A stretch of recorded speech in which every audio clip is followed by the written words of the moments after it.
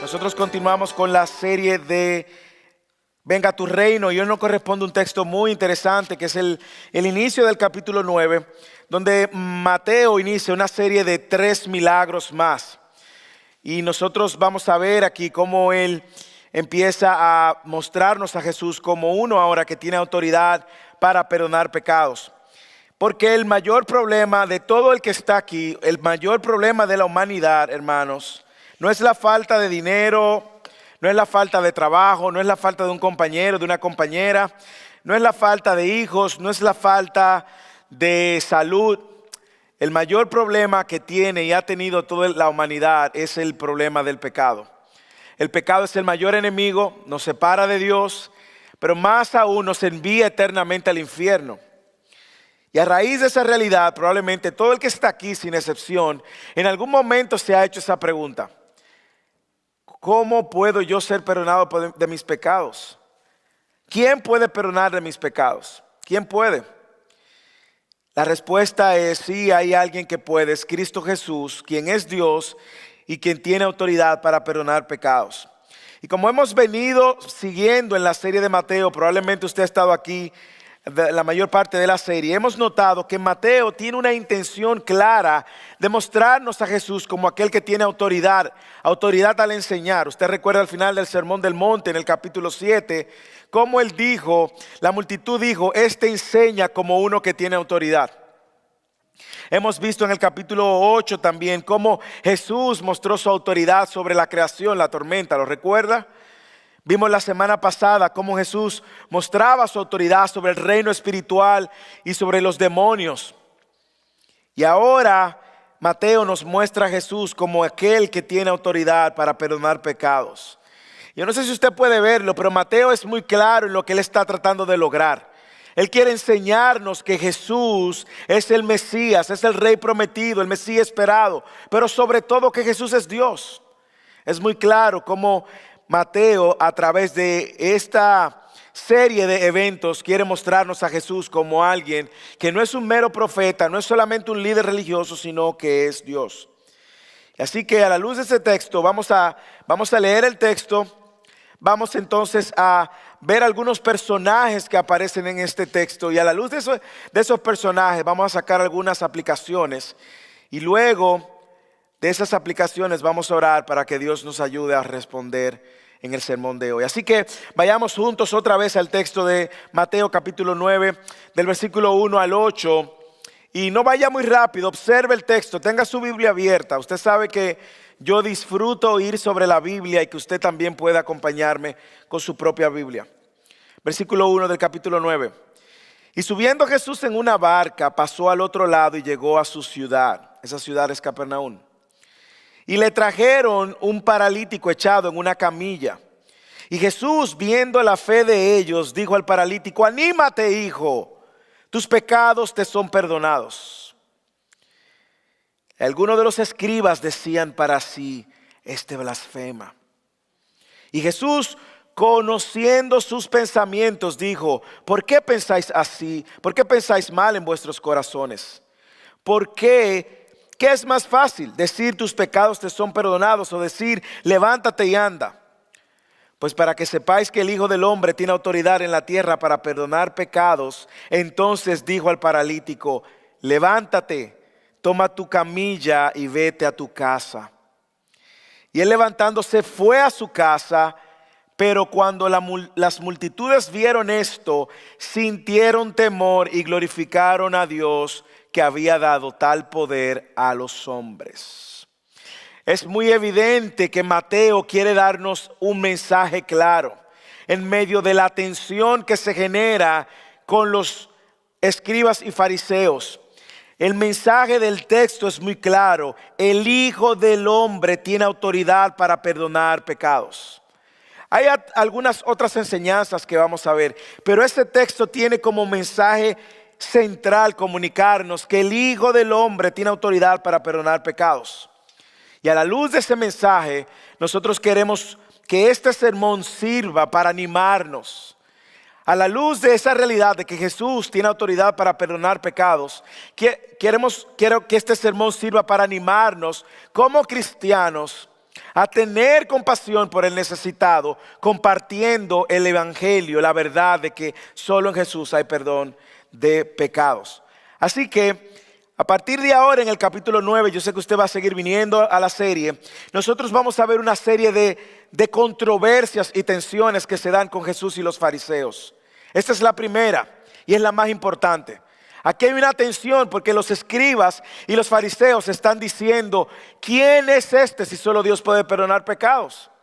La semana próxima vamos a ver no solamente que Dios es capaz de perdonar los pecados, sino que vamos a ver a qué nivel, cuán pecaminoso, a cuán pecador puede salvar el Señor. Y vamos a ver cómo hay una tensión cuando Jesús se sienta en la mesa con los pecadores.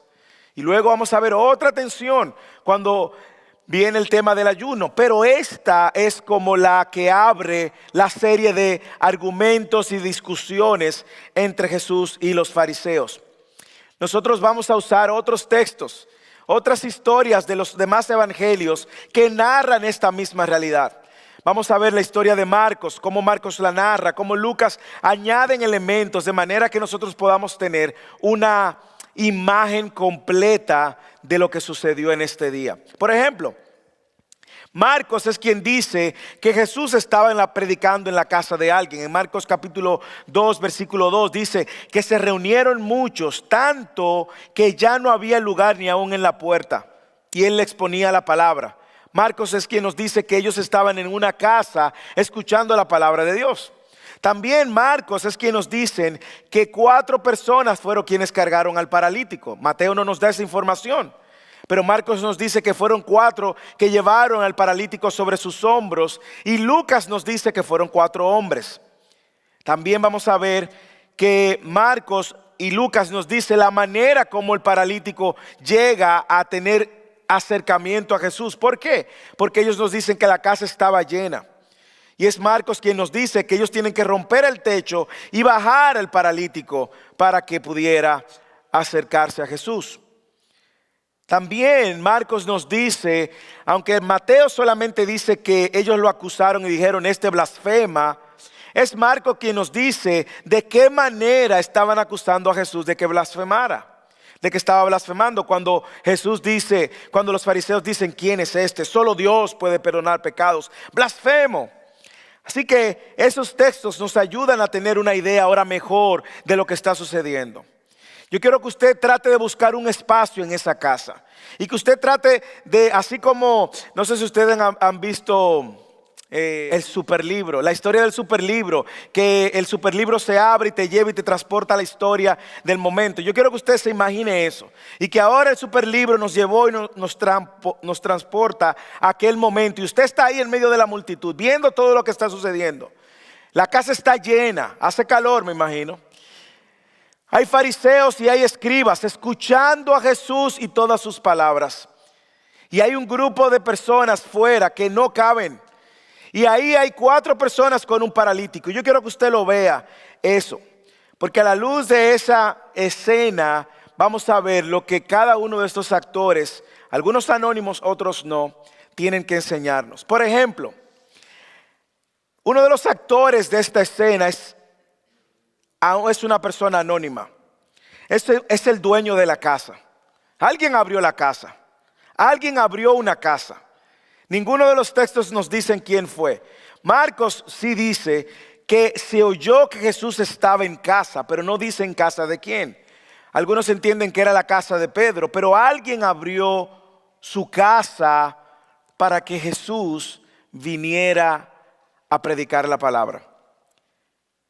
Alguien abrió su casa para que el mensaje fuera expuesto. Y lo interesante no solamente que esa persona abrió su casa, es que quien abrió su casa para que recibieran a Jesús les rompen el techo. Imagínense. Muchos de nosotros nos ponemos nerviosos cuando invitamos a alguien a la casa y hay niños y empiezan a poner manos. Cuidado. Los padres nos ponemos histéricos. No ponga mano, no toque, cuidado. A este le rompieron el techo, hermanos. Sin embargo, yo creo que hay algo muy claro que podemos aprender de esta persona anónima. Y es que debemos de aprender a abrir nuestras casas. Nosotros vemos aquí una evidencia de hospitalidad, no sabemos cómo se inició. La fama de Jesús se había esparcido. Capernaum era una ciudad pequeña. No es como Texas, ni siquiera como el DFW. Era una ciudad pequeña y Jesús venía haciendo milagros en Capernaum. Así que usted se imagina, donde estaba Jesús, ahí estaba la multitud. Hay quienes dicen que en esta casa habían cerca de 75 personas. Y no era una mansión. Usted puede estar seguro que no era una mansión. Pero la verdad es que alguien abrió su casa. Yo me imagino que la multitud fue llegando porque empezaron a decir, es en la casa de fulano que está Jesús. ¿Dónde está Jesús? En la casa de fulano. Y yo me pregunto si alguien se muda a su vecindario. Alguien, un nuevo, ahora que hay muchos movimientos, mucha gente de Los Ángeles mudándose para Texas, y alguien se muda a su vecindario, ¿pudieran los vecinos decir, ahí es que vive un hermano cristiano? ¿Pudieran los vecinos decir, sí, ahí hay un creyente, ahí se predica Jesús, ahí hay un grupo por lo menos de oración, hay un grupo pequeño? ¿Pudieran los vecinos identificar su casa como una casa que ha abierto las puertas para que Cristo sea proclamado? Hermanos, la verdad es que no hay excusas para nosotros como cristianos. Nuestros vecinos necesitan escuchar el mensaje de Cristo. Nuestros vecinos necesitan escuchar el mensaje de Cristo. El segundo grupo que yo veo aquí, no sé si usted lo puede notar, está en el versículo 8, es la multitud. Lee el versículo 8. El versículo 8 dice que cuando las multitudes vieron esto, sintieron temor. Había mucha gente. Marcos nos dice que había tantas personas que ya no había ni lugar aún en la puerta. La multitud dice que era tanta que el paralítico y quienes traían al paralítico no podían acercarse a Jesús. Y como les dije, la fama de Jesús se había esparcido por todo Capernaum. Y como les dije, había cerca de 75 o 70 personas. Qué muestra de hospitalidad, el que abrió la casa. Pero lo que todos sabemos es que no era mansión. No creo que en esa época había mansiones, sobre todo entre el pueblo y la gente común. Lo cual nos deja claro que la hospitalidad no es un tema de el tamaño de tu casa, sino del tamaño de tu corazón. Sin embargo, lo que yo veo a través de la historia y lo que hemos venido viendo es que la multitud estaba presente cada vez que Jesús estaba por hacer un milagro. La multitud era muy religiosa para reunirse a escuchar a Jesús, pero no necesariamente para comprometerse con la causa de Jesús. Siempre se estaban en las reuniones. Había multiplicación de pan y peces, ahí estaba la multitud. Había un milagro, ahí estaba la multitud. Cuando nosotros leímos en capítulos anteriores, cuando se sanó a la suegra de Pedro, dice que más adelante había muchos que fueron sanados y había mucha multitud que tuvieron incluso temor al escuchar y ver lo que Jesús había hecho. La multitud es cambiante, hermanos. La multitud es cambiante. La multitud a veces es el obstáculo que mucha gente tiene para acercarse a Jesús. Si no, pregúntele a Zaqueo. La multitud está presente religiosamente, pero no necesariamente comprometida. De hecho, la multitud muchas veces define la manera como pensamos y actuamos, porque nos importa tanto lo que diga la multitud. Sin embargo, la multitud es cambiante. Es esa misma multitud que usted ve ahí, que luego el primer día de la semana, de la última semana de Cristo antes de morir, estuvo gritando, Hosanna, Hosanna, al rey que viene, y lo recibían con ramos. Esa es la misma multitud que una semana después gritaba, crucifíquenle, crucifíquenle. La multitud es cambiante, hermanos. Tristemente, muchas veces hay seguidores de Jesús que prefieren la multitud. Prefieren estar ahí en medio de la multitud. Asisten religiosamente. Pero están ahí, como decimos, ponchando tarjeta. Como cuando usted está en el trabajo que tiene que entrar y loguearse y ponchar. Y hacemos eso religiosamente y venimos religiosamente. Ahí estamos por años, pero no mostrando ningún compromiso. A veces nuestras opiniones y nuestras ideas no salen necesariamente de conocer a Dios por medio de su palabra, sino de lo que diga la multitud. La multitud es cambiante. Y aquí está la multitud una vez más. Yo creo que nosotros tenemos un llamado como creyentes y es no ser parte de esa multitud cambiante. No deje que la multitud defina tu cosmovisión o la manera de tu ver al mundo. No seas como la multitud. Mira que la multitud siempre se horrorizaba y decía, tenían temor, tenían temor. ¿Usted recuerda cuando los gadarenos, qué pasó? Cuando el gadareno llegó a dar su testimonio, dice que la multitud tuvo temor y le dijo a Jesús que se fuera. La multitud es cambiante. No seas como la multitud. ¿A quién más tenemos en la historia? Los que cargaban el paralítico. Lean el versículo 2.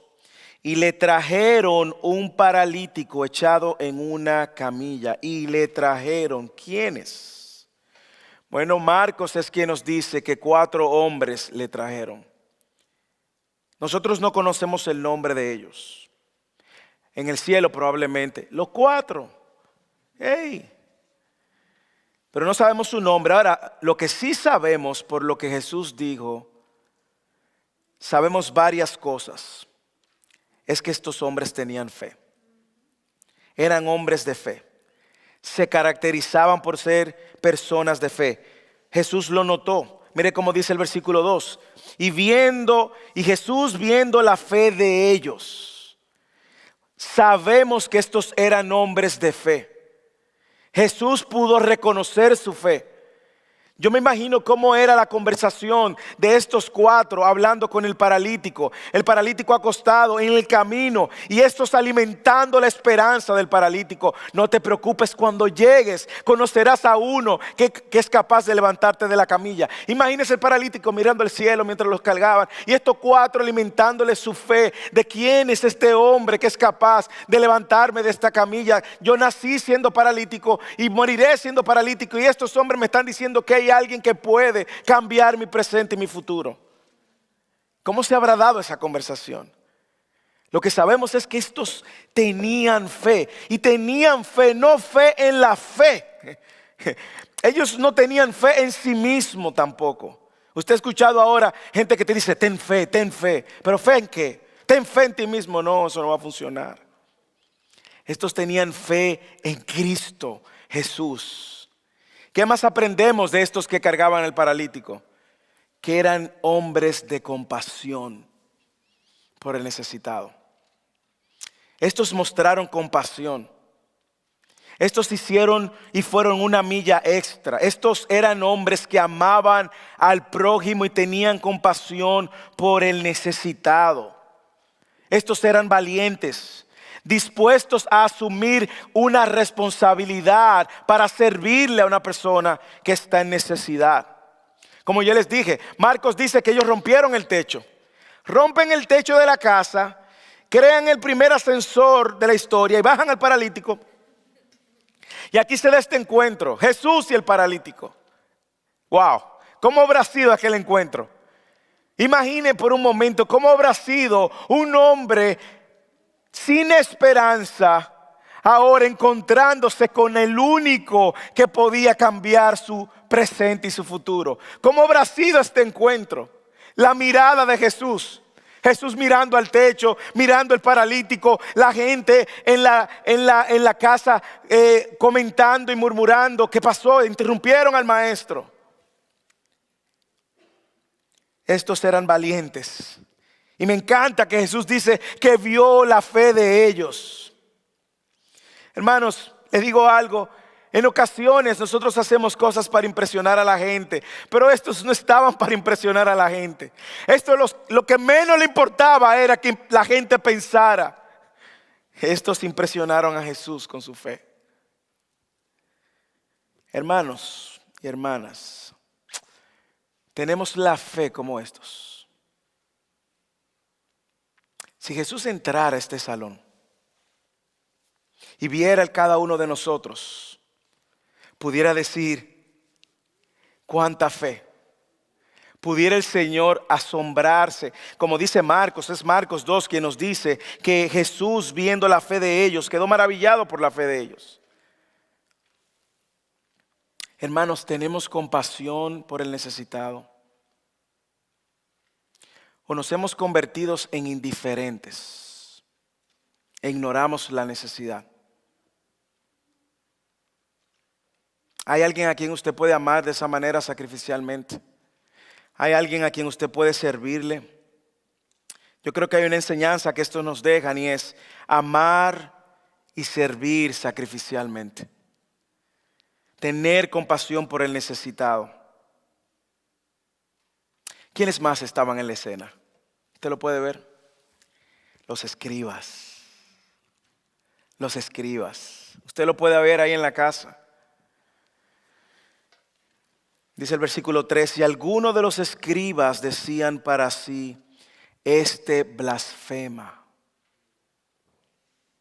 Marcos capítulo 2, 6 dice que estaban sentados algunos de los escribas, los cuales pensaban en sus corazones, ¿por qué habla este así? Está blasfemando. ¿Quién puede perdonar pecados?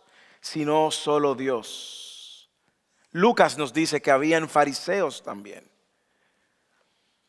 En los tiempos antiguos, en el Antiguo Testamento, los escribas eran solamente oficiales, cuya responsabilidad era pasar el texto, escribas, pasar el texto fielmente, y eran muy rigurosos.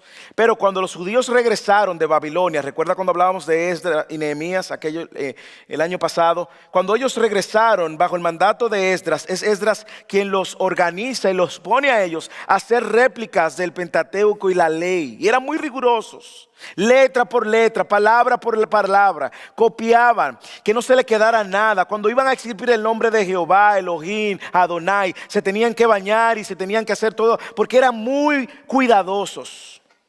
En ocasiones empezaron entonces a leer la ley en la sinagoga.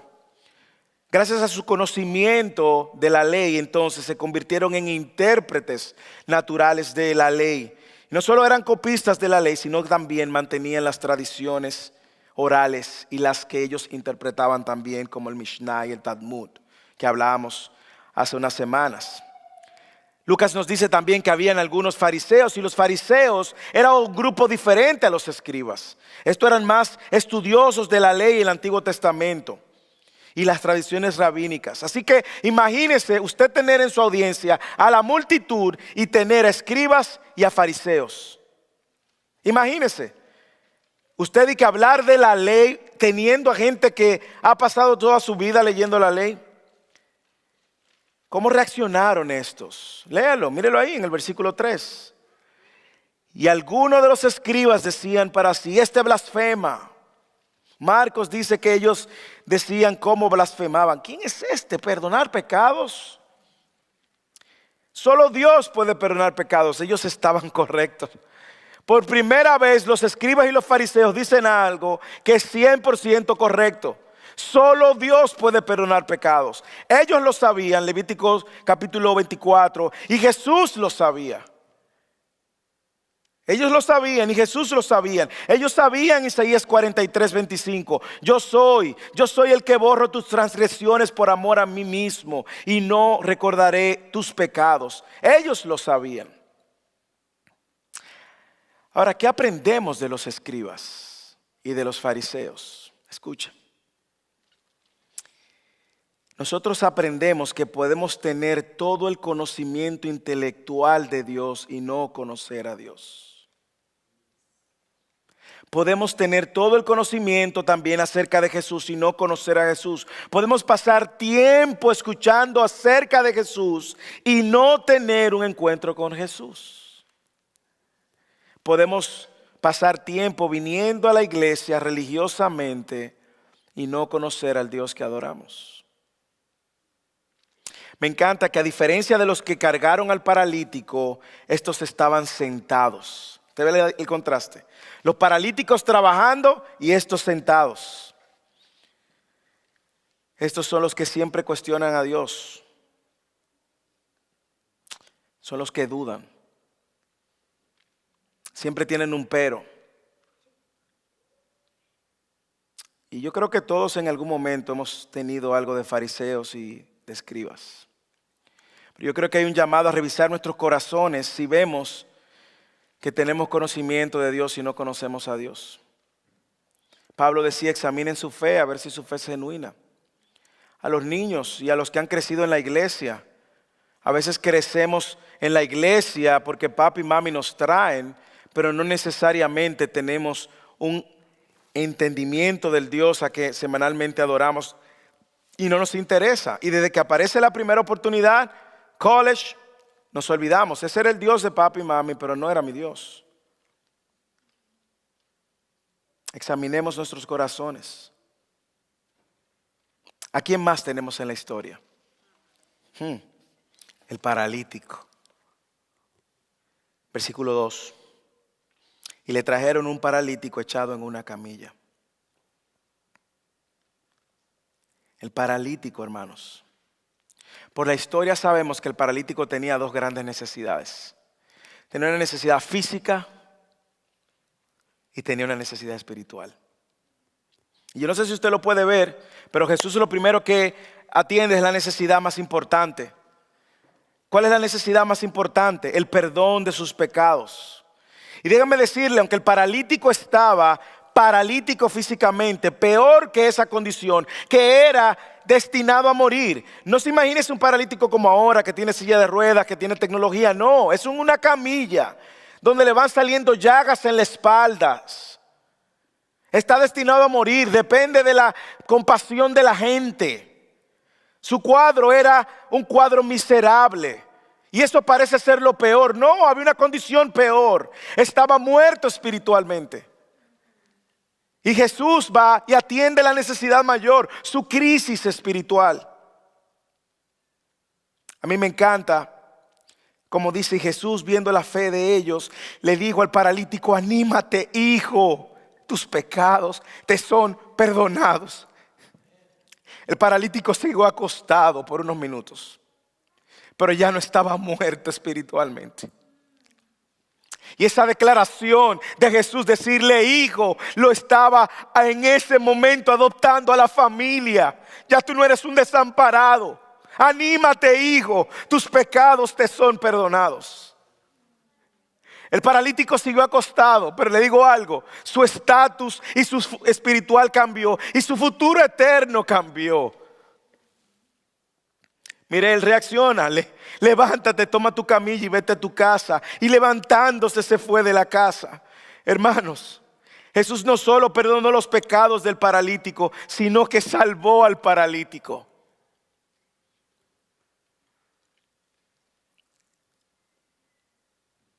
Hermanos, lo que vemos es, a la luz de esta realidad, es que nuestra mayor necesidad no es la física ni la material. La mayor necesidad de nuestros hijos no es la física ni la material. No es laboral, no es sentimental, no es familiar. Y son necesidades legítimas. No me malentienda. La mayor necesidad es que sus pecados sean perdonados.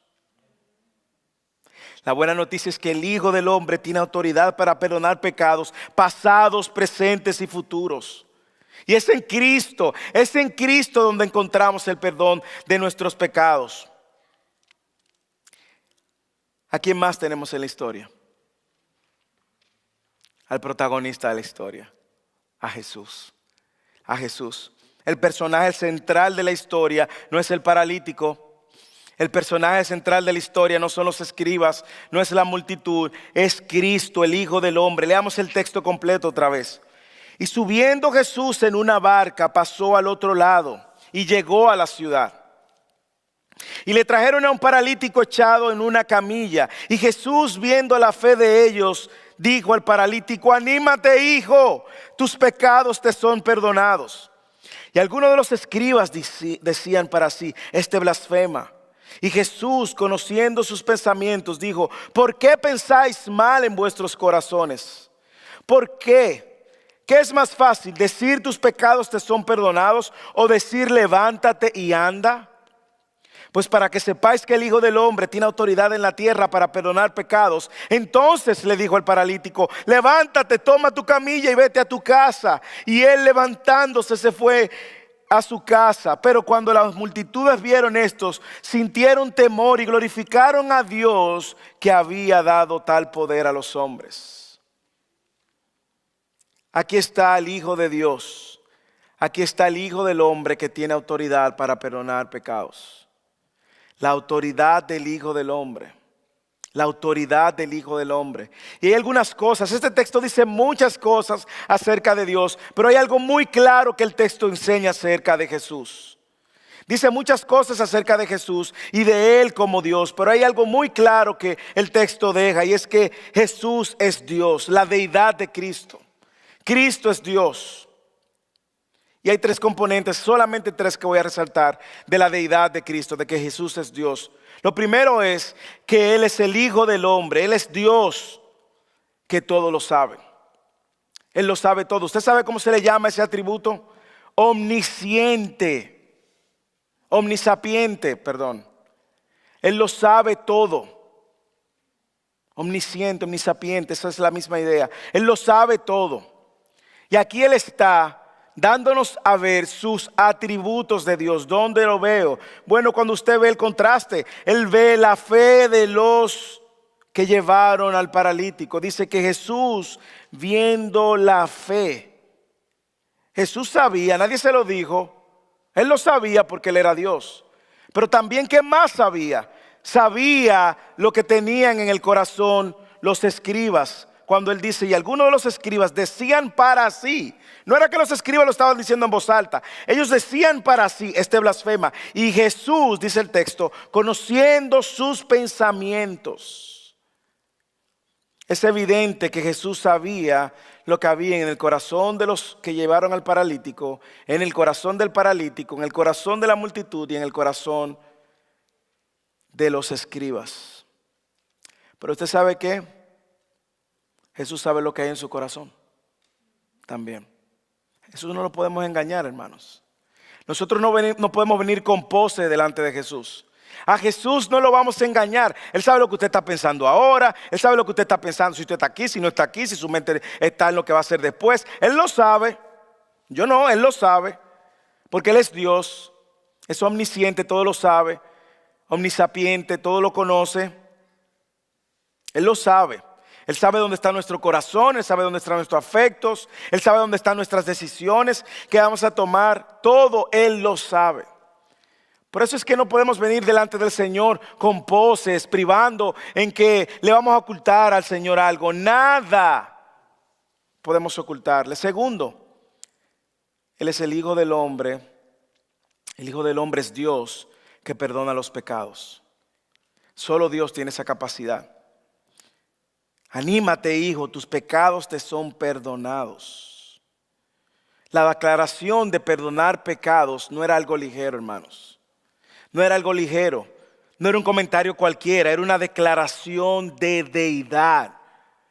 Era una declaración de deidad. Era una blasfemia. Y esta blasfemia tenía como castigo morir apedreado, según Levíticos 24, 15 al 16. Era una blasfemia. No existe ningún otro líder religioso que ha hecho una declaración similar. Ni Mahoma, ni Buda, ningún otro líder religioso, ni Confucio ha dicho, tus pecados te son perdonados. A nadie. Ningún profeta lo ha dicho, porque Jesús es más que un líder religioso y es mucho más que un profeta. Jesús es Dios. Y es un atributo de Dios. Y los escribas lo sabían y Jesús lo sabía. Solo Dios puede perdonar pecados. Hermanos, si usted tiene algún pecado que confesar, si usted tiene algún pecado en su vida, recuerde que en Cristo sus pecados son perdonados. No lo oculte, no hay manera de que usted se lo oculte a Dios. Venga delante de Dios y traiga cualquier pecado. Y finalmente vemos que el Hijo del Hombre es Dios que sana al enfermo. Él sana al enfermo. Ya lo hemos visto durante la serie, lo vimos en las semanas anteriores. Pero me encanta cómo Jesús responde. Y Jesús responde usando una técnica rabínica. Kal vachomer en hebreo.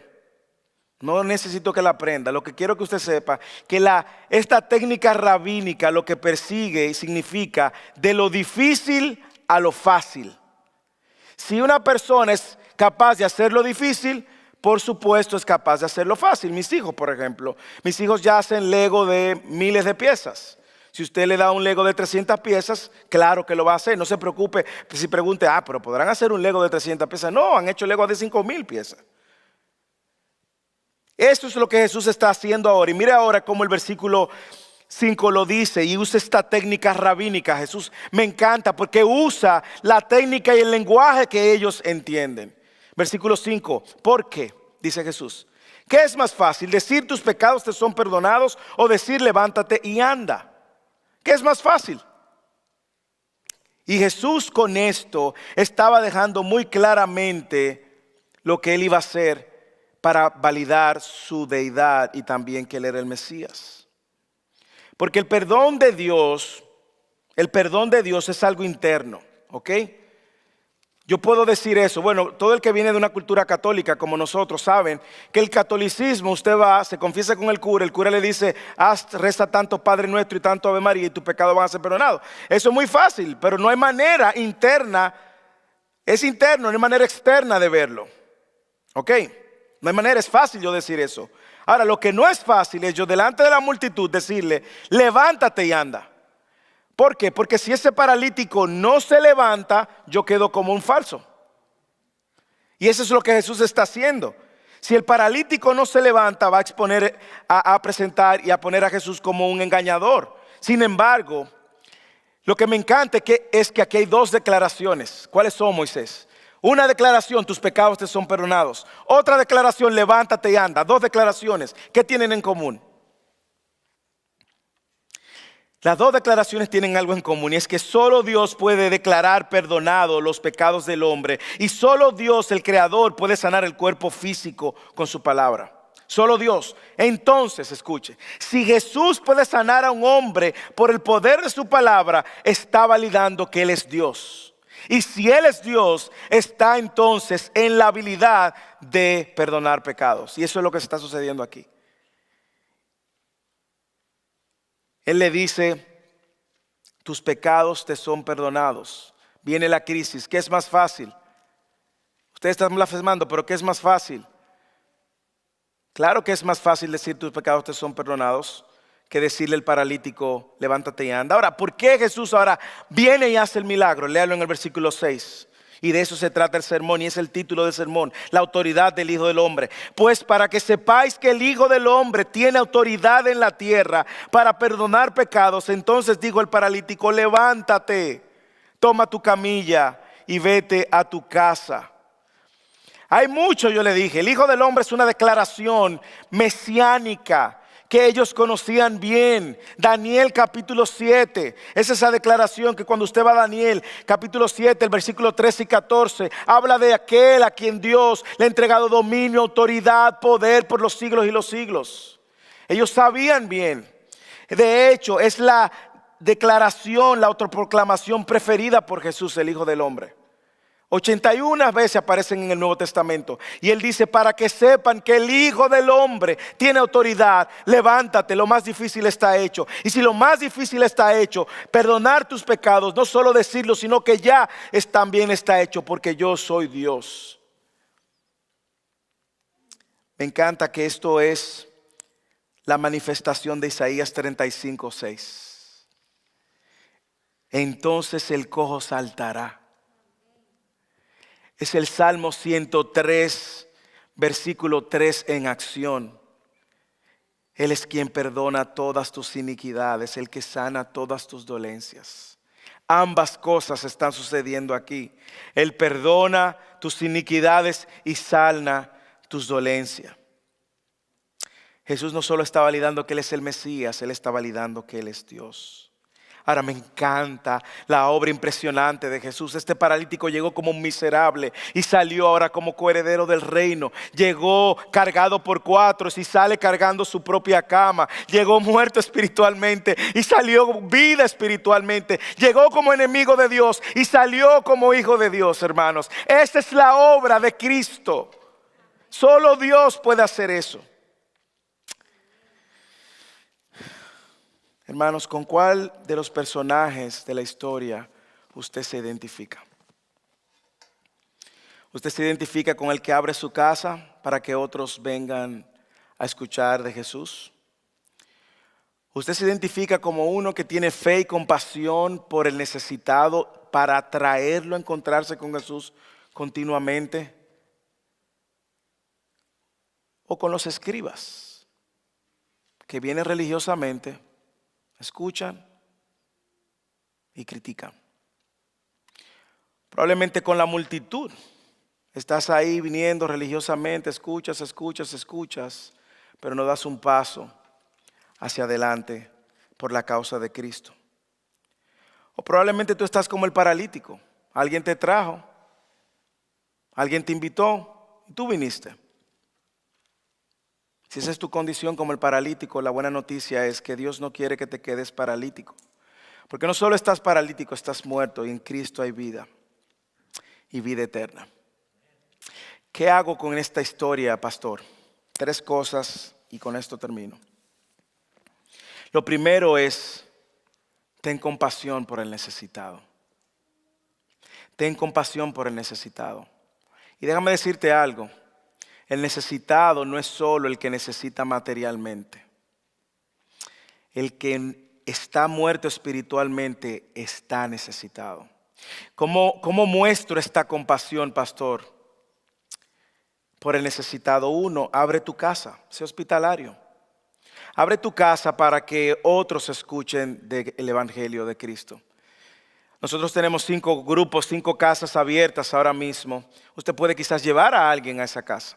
Si tú no te atreves a abrir tu casa, invítalo a una de esas reuniones. Y si no te atreves porque tú no sabes cómo compartir el Evangelio, abre tu casa e invita a alguien entonces que pueda compartir el Evangelio. Pero abre tu casa. 2, abre tu boca. No te quedes callado, comparte el Evangelio. Tu compañero de trabajo está muerto espiritualmente, está necesitado. Si todo el que está aquí sin excepción, está aquí sin excepción, porque Dios tuvo compasión de nosotros. Y ahora Él nos llama a ser compasivos con los que lo necesitan. Abre tu boca. 3, abre tus manos. Abre tus manos. Probablemente hay alguien que necesita tus manos, que necesita que tú le asistas materialmente, sea no tiene empleo, está en alguna necesidad. Abre tus manos y muestra también compasión. Esa es la palabra de vivir la fe. 2, adoremos a Jesús por quien Él es.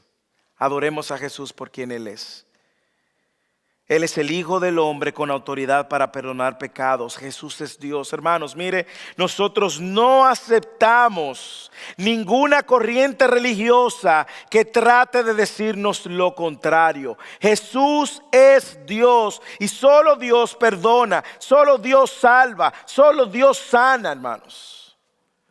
Así que cuando usted venga aquí, venga a adorar a ese Jesús por quien Él es. Y finalmente, glorifique a Jesús por lo que Él ha hecho.